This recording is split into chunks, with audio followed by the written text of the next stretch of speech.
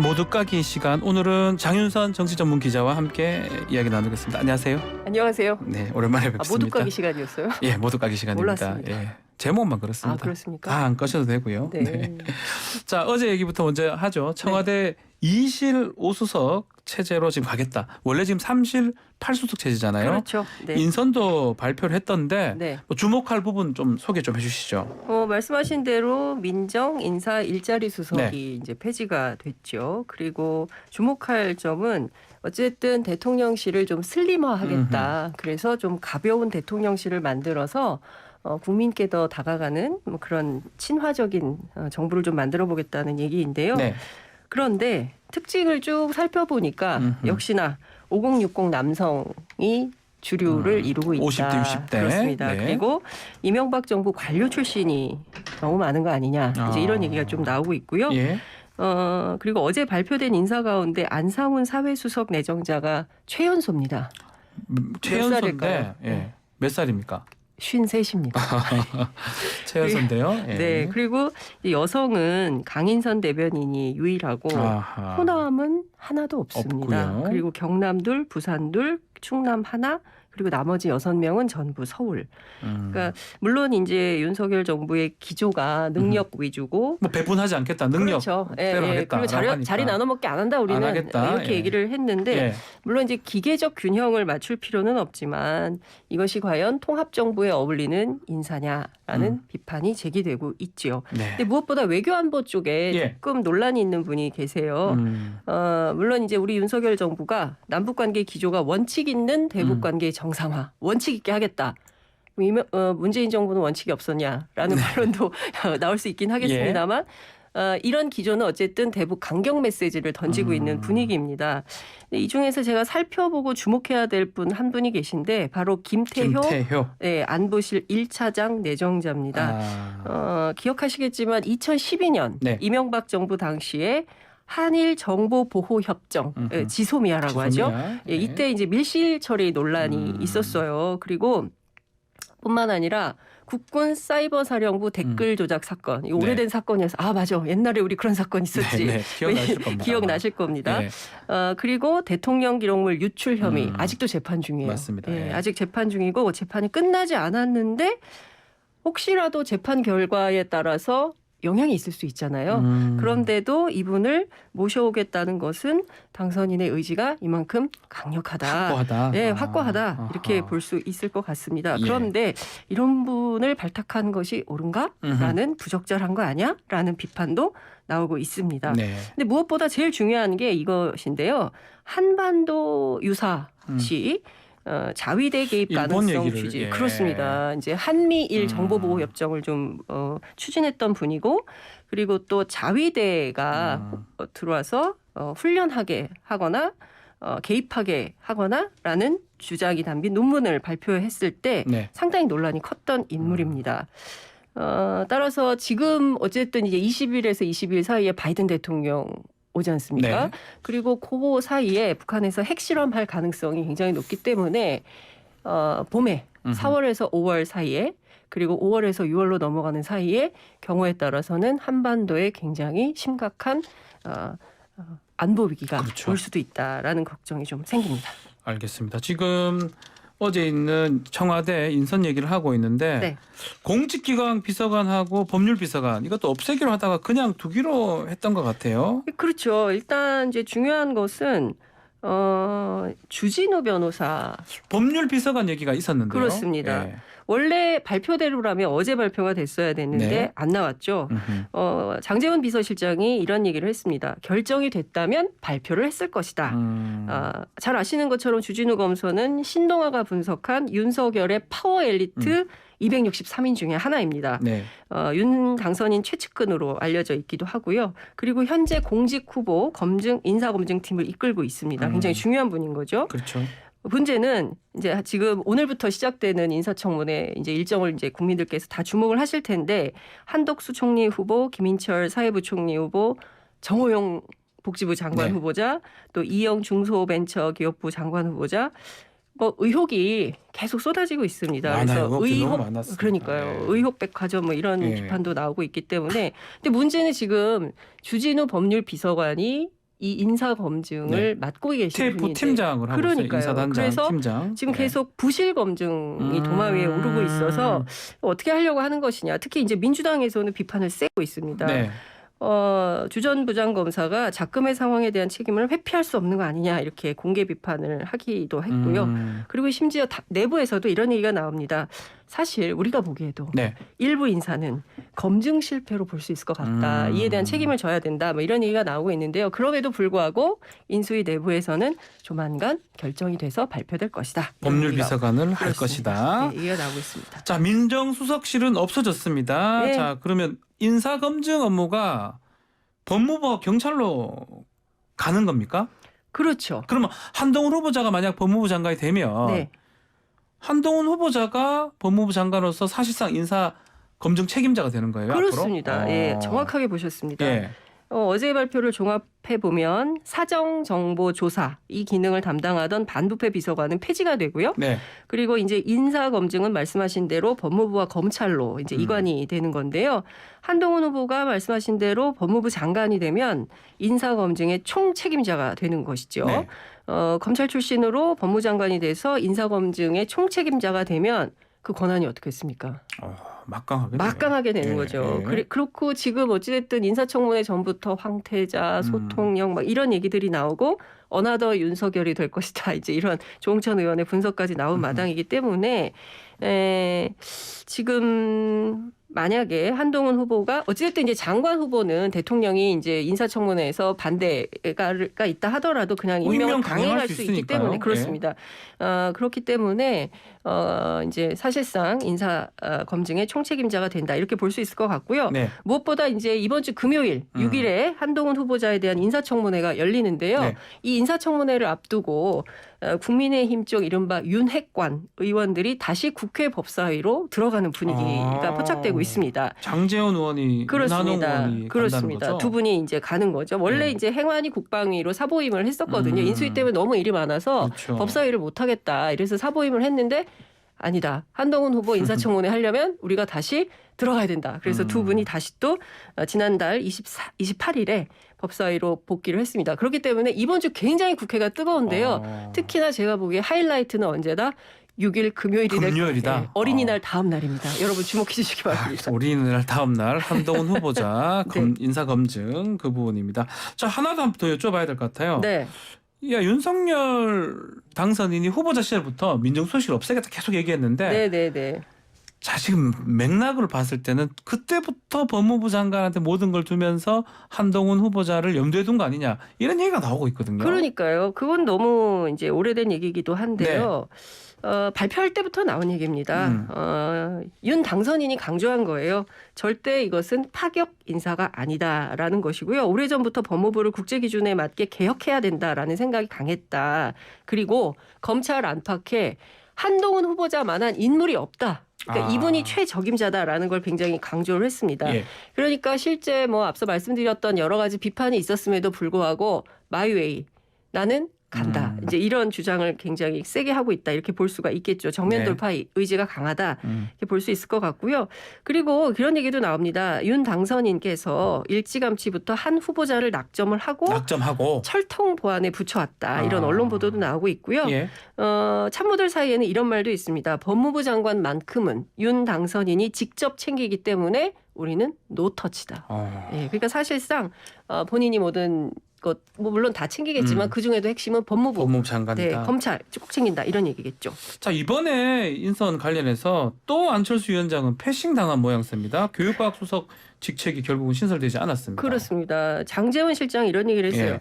아니 교육비서관도 있고 과학비서관도 있는데 교육과학 수석을 따로 만들 시점인가요? 아닙니다. 이제 이런 얘기를 했고요. 네. 대통령실을 좀 더 겸손하게 꾸리기를 바라는 게 당선인의 의지다. 사실상 생각이 없다라는 걸 애둘러서 표현한 측면이 있는데요. 관련해서 안철수 패싱 논란이 또 나오고 있습니다. 네. 그랬더니 장제원 실장 이런 얘기했어요. 예. 아니 패싱이라니. 그것은 아닙니다. 이제 이렇게 얘기를 하고 있는데요. 네. 정권의 뿌리를 사실상 합당을 했기 때문에 우리는 한 가족이고 정권의 뿌리를 함께하는 세력이다 이렇게 주장을 했는데요. 이제 안철수 위원장의 이제 설명이 조금 안쓰러운 측면이 있습니다. 네. 당선인 측이 필요성을 공감하고 있는 만큼 나는 계속 이야기를 해보겠다. 이제 이렇게 얘기를 하고 있는데요. 관련해서 자리 얘기를 했어요. 무슨 얘기냐면 지금 대통령실 자리가 150석밖에 없어서 네. 못 들어간다. 아. 수석에 앉을 자리가 없다. 이런 얘기를 하고 있습니다. 예, 자리가 없어서. 예, 그래서 조금 더 앞으로 공사를 해가지고 예. 늘려서 좀 더 들어갈 수 있게 국방부가 좀 늘어나면 그때 수석도 들어갈 수가 있을 것이다. 이렇게 얘기를 하는데 네. 자리가 없어서 못 들어갈까요? 짠하네요.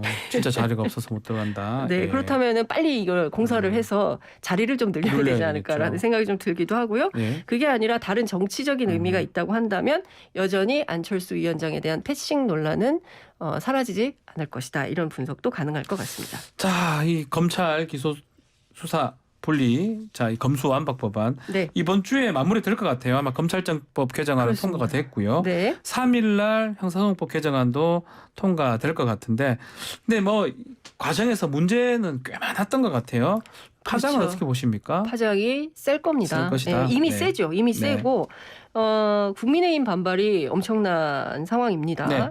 우선 어제부터 문재인 대통령에게 이 법안에 거부권을 행사하시라라고 요청하면서 릴레이 시위에 돌입을 했고요. 네. 그리고 또 함께 박병석 국회의장이 진행을 잘못했다. 그렇기 때문에 사퇴를 요구하고 있는 상황입니다. 네. 근데 관련해서 또 민주당은 가만히 있지 않습니다. 또 반박합니다.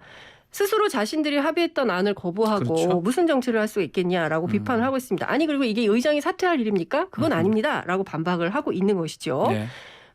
주말 사이에 이제 지난 토요일이죠. 검찰청법 개정안이 국회 본회의를 통과하고 잇따라서 국회 운영위에서 중수청 설치를 위한 사개특위 구성 결의를 민주당 단독으로 처리를 해서 또 논란이 일고 있기 때문에 네. 사실상 여야 강대강 대치 국면은 검수완박에서 인청으로 그리고 6일 지방선거까지 계속 이어질 전망이다. 이렇게 분석을 해볼 수 있을 것 자, 같습니다. 이런 중에 배현진 의원이 국회의장에서 앙증맞은 뭐 이런 식으로 발언을 그러니까요. 뭐 삿대질 그런 발언. 네. 이거 어떻게 논란? 징계 어떻게 보십니까? 요구를 좀 하고 있는데요.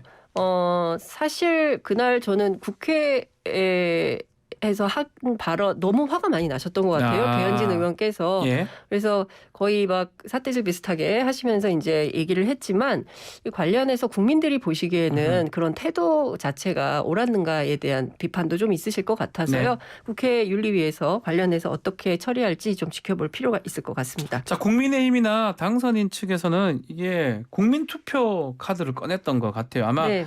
여론전도 좀 해야 되겠다. 지방선거에 좀 유리하게 돼야 되겠다. 근데 조사를 보면 좀 민주당한테는 불리한 것 같기도 해요. 이런 조사를 보면. 그러니까요. 그러니까 네. 조사가 지난주 조사에는 좀 민주당이 불리했는데 네. 이번 주 조사는 또 여론이 팽팽합니다. 여론조사 업체 피플네트웍스 리서치가 뉴데일리 의뢰로 지난달 30일 전국 만 18세 이상 남녀 2,003명을 대상으로 진행한 여론조사를 보면 네. 이 검찰청법 개정안에 대해서 검찰 개혁을 위한 불가피한 법이다라고 응답한 답변자가 43.5%. 그리고 정치인만 면책받는 꼼수 입법이다. 이렇게 응답한 것이 42.7%. 거의 같네요. 0.8%포인트 차이입니다. 사실상 이게 대선이 아직 끝나지 않았다라는 것이 여전히 그대로. 입증되고 검수완박에서도 드러나고 있다라는 것을 볼 수 있을 것 같은데요. 그런데 이 국민투표는 현실적으로는 굉장히 쉽지 않은 카드인 걸로 네. 진단이 좀 되고 있습니다. 첫 번째는 우선 이게 국민투표 대상인가에 대한 논란이 있고요. 두 번째는 국민투표법의 위헌 논란. 이제 그렇죠. 뭐 지난 주말 사이에 뉴스가 너무 많이 나왔기 때문에 모든 국민들이 알고 계시겠지만 국내 거소가 없는 재외 국민의 경우에 투표를 못하게 한다면 이것은 평등권을 침해한 것이므로 관련 법안을 2015년 12월 31일까지 고치라고 헌재가 얘기를 했지만 지금까지도 그렇죠. 국회는 못하고 바꾸고 있죠. 있지 않습니다. 네. 그렇기 때문에 그 법안을 또 급하게 민주당이 동의해서 처리할 가능성이 없어서 사실상 쉽지 않은 이런 상황이라고 볼 수 있습니다. 네. 국민투표가 언제가 마지막이었을까요? 기억나십니까? 80. 역시 법조인 뉴스킹 박지훈입니다. 잘 모르겠습니다. 예. 말씀하신 오래된 대로 것 같아요. 맞아요. 30년이 지났습니다. 1987년 네. 직선제 개헌할 마지막 때 그게 국민투표였죠? 마지막입니다. 예. 그리고 여태까지 되지 않았기 때문에 여러 가지 개헌론이 필요하다고 있었고 또 87년 체제를 네. 우리가 새롭게 만들어야 된다는 논의는 있었지만 아직도 안 되고 있는 상황입니다. 그렇기 때문에 쉽지 않다라는 얘기가 나오고 있습니다. 네. 그럼 왜 국민의힘에서는 왜 이러는 거예요? 이거 안 되는 그러니까요. 되게 어려운데. 그러니까 결국에는 검수완박을 가지고 지방선거 치르겠다는 선거 전략이 아니냐라고 얘기를 하고 있고요. 네. 민주당을 향해서도 똑같은 얘기를 하고 있습니다. 아니 그렇게 자신 있으면 국민투표하자. 그래서 국민들의 의견을 묻고 국민들의 의견에 따라서 판단하면 될 거 아니냐라고 얘기를 하고 있습니다. 네. 그런데 사실 이것은 어떻게 보면 지금 정부를 시작해야 하는 윤석열 정부에게도 굉장히 부담스러운 카드죠. 그렇죠. 예를 들어서 부결될 수 있잖아요. 그러니까요. 그렇게 되면 그 정치적 책임을 누가 져야 됩니까? 그러니까요. 바로 윤석열 정부가 져야 되기 때문에 이게 사실은 양날의 칼이 있는 굉장히 위험한 정치적 상황이다. 그래서 전반적으로 보면 국민투표가 될까? 안 될 가능성이 더 높은 거 아니야? 라는 정치권의 분석이 지배적입니다. 자, 이 질문 한번 드려볼게요. 청문회 국면입니다. 이제 네. 이번 주부터 또 검찰 정상화 이 법안 또 이번 주에 통과가 될 거고 어느 게 민심에 더 큰 파급력을 미칠까요? 제가 이제 오랫동안 그 국회 출입 기자를 해서 이렇게 보면 사실 인사청문회가 그러니까 사실 검수완박은 마무리 국면이고요. 네. 인사청문회는 오늘부터 시작입니다. 시작 국면이고 그리고 지금까지도 굉장히 많은 의혹이 쏟아졌는데 이 쏟아진 의혹에 대해서 과연 후보자들이 어떻게 해명하느냐 이것이 24시간 YTN에서 계속 보도를 할 것입니다. YTN요? 네. 그렇기 때문에 계속 이걸 들으시면서 국민들이 어떤 판단을 할까 이게 굉장히 중요하기 때문에 역시 제가 보기에는 인사청문회가 굉장히 중요하다 이렇게 볼 수 있을 것 같다고 말씀을 드릴 수 있는데요. 서울대 이준구 교수가 페이스북에 이런 글을 올렸습니다. 새 정부에서 일할 사람들의 면면을 보면 자기 관리에 무척 소홀해온 분들인 거라는 느낌이 좀 든다. 네. 문재인 정부 5년 내내 문제됐던 게 인사검증 시스템의 부실이었고 그리고 국민의힘은 이 점을 집요하게 물고 늘어져서 망신을 주었는데 막상 정권이 바뀌고 보니 국민의힘이라고 해서 손톱만큼도 나을 게 없다는 느낌이 든다. 이제 이런 비판을 했습니다. 무엇보다 소위 사회 지도층을 자처한 인사들이라면 인사들이 한 일이라고 생각하기에는 너무 구질구질하다라는 생각이 든다. 이제 새 차를 구입하면서 고작 몇백만 원을 절약하려고 위장 전입을 하다니. 그렇죠. 이런 한동훈 후보자 배우자에 대한 이야기죠. 네, 그렇습니다. 그리고 또 복지부 장관 후보자에 대해서는 아예 얘기를 못할 지경이다. 이제 이런 얘기를 했습니다. 스스로 물러나야 되는 사람들이 왜 저렇게 버티고 있나라는 생각이 들 뿐이다. 이런 비판까지 하셨는데요. 무엇보다 지금 돈 버는 게 참 힘든 세상이고 지금 출근하시면서 오늘 회사 가는 길 너무 힘들다 이렇게 생각하시는 분들도 계실 것 같은데 그런데 이번 인사를 보니 돈 버는 게 참 쉬운 분들이 많이 있더라. 높은 자리 있다고 해서 유명 로펌에 이름 하나 걸어놓으면 보통 사람들이 뼈 빠지게 몇 년 일해도 벌 수 없는 큰 돈을 버니 이게 되겠느냐. 그리고 무엇보다 법률의 전문 지식도 없는데 과연 뭘 하고 그렇게 큰 돈을 벌었을까. 문제는 평범한 시민들에게는 이런 기회조차 찾아올 기색이 없다는 점이다. 이렇게 말씀하셨습니다. 뼈를 때리는 얘기들 같네요. 그러니까요. 진짜 뼈를 딱 맞았죠. 자, 이것도 한번 짧게 짚어보죠. 바이든 대통령이 지금 방한을 하는데 뭐 오는 거는 뭐 좀 확정이 됐기 때문에 그거보다는 장소하고 오찬 만찬 장소 이런 게 더 관심이 큰 것 같아요. 그러니까요. 만약에 당선인께서 청와대로 들어가시면 너무 정확하게 더 얘기할 거 없죠. 청와대 영빈관에서 하면 되니까. 근데 청와대를 안 들어가시기 때문에 지금 회담 장소는 어디가 될지 오찬 장소는 어디가 될지 만찬 장소는 어디가 될지 이제 국민들이 궁금한 것이죠. 그 상황이어서 지금 만찬 장소 정상회담 장소는 집무실과 가까운 곳으로 일단 정하려고 한다. 그래서 국립중앙박물관, 전쟁기념관, 국방 컨벤션 등이 이제 거론 중에 있는데요. 인수위 입장은 이렇습니다. 무조건 용산 안에서 한다. 딴 데로 왔다 갔다 하지 않겠다. 교통방해 안 하겠다는 얘기인 것이죠. 근데 경우에 따라서 지금 집무실 공사가 진척되는 상황에 따라서 국방부 청사 안에서 회담을 개최하는 방안도 옵션 중에 하나로 검토 중에 있다. 이런 얘기를 했습니다. 근데 사실 이게 부수적인 거여서 이거 말고는 사실은 집중적으로 얘기해야 될 것은 회담에서 무슨 얘기를 할 것인가인데 그래야 되는데 오히려 별개 이슈들을 바뀐 것 같아요. 짧게 이거만 마지막으로 오늘 사면 얘기가 지금 계속 나오고 있어요. 이명박 전 대통령, 이재명 이재용 죄송합니다. 이재용 사면이 거론되고 있는데 오늘 발표 가능성도 있나요? 이제 언론들이 여러 가지 이제 추측성 보도를 쏟아내고 있는데요. 네. 일정을 좀 살펴보면 일정과 뭐 여러 가지를 좀 살펴봐야 될 것 같은데요. 우선 두 개의 축이 있습니다. 그러니까 이 말씀부터 드려야 될 것 같네요. 이제 국무회의는 일주일에 한 번 열리고 그렇죠. 매주 목요일 날 오전 10시에 예. 열리는데요. 이번 주 목요일이 어린이날입니다. 그래서 땡겨서 내일이죠. 화요일 날 하기로 화요일 날. 했었는데 예. 지금 국회 상황이 검수한 바 법안을 이제 내일 오전 10시에 본회의를 열어서 통과시키면 통과되면. 또 국민의힘에서 네. 필리버스터를 하겠죠. 그럼 이제 5월 4일 날 통과될 것이기 때문에 5월 4일 날 국무회의를 해서 이 법안을 통과시키는 의결하는 네. 방안도 있는데 덧붙여서 대통령께서 말씀하신 대로 이명박 전 대통령, 이재용 삼성전자 부회장, 그리고 김경수 전 경남지사, 그리고 정경심 교수에 대한 네. 특별 사면을 고심 중이다라는 보도가 좀 나오고 있고요. 네. 관련해서는 지금 두 가지 검수완박 법안과 특별 사면을 동시에 한 번에 국무회의를 열어서 처리할 가능성이 높다는 분석이 나오고 있습니다. 같이 할 가능성이 그렇습니다. 높다. 그래서 지금보다는. 네. 6일 날 될 가능성이 있다는 얘기가 알겠습니다. 나옵니다. 그 전에 네. 왜냐하면 법무부에서 사면심사위원회를 열어서 특별사면 시간이. 대상자를 대통령에게 보고를 해야 되기 때문에 그 일정이 있습니다. 그런데 아직까지 법무부에서 사면심사위원회를 열었다는 얘기가 없습니다. 오늘 중에 열릴 수도 있고요. 이번 네. 주 안에 열린다면 늦어도 금요일 안에 이번 주 안에는 마무리될 수 있겠다.